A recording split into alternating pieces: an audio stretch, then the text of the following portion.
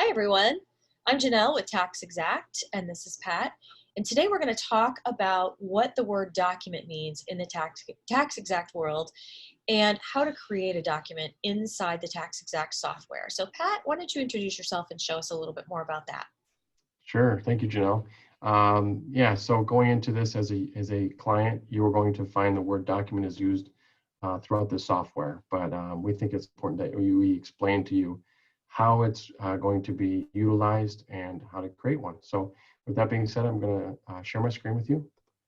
We'll go from there. So at this point, I'm just going to start from logging in. Log in first, and let's start with the concept of how to create a document, okay? And I think that'll also explain what the word ends up meaning to you as you see it. So a couple of features and functionalities that allow you to create a document from various places. Right here at the dashboard window, which there's a whole nother video specifically devoted to the features and functionality of this. So please resort back to our channel on YouTube to see more. But in this case, you can go right up here, literally at the front of the page, create new document. The Word document itself, as we said we would talk about, basically is interchangeable with project. Project type being a return, a projection, or an amendment. Again, TaxExact is focused around the 1040 process. So as such, any project relevant to a 1040, an amendment, a projection, or a return will be considered in this case a document. And that's what we have used interchangeably with the word project. So in this case, when you go to create a new document, you're going to get this little pop-up, and it's going to offer you the chance to say what type: return, amendment, or projection. Then you're going to select the year. Then you're going to select the client. So in this case, let's use me, right? So Patrick Roberts and 2019, and boom, you just click the document and it's good to go. I might as well just show you.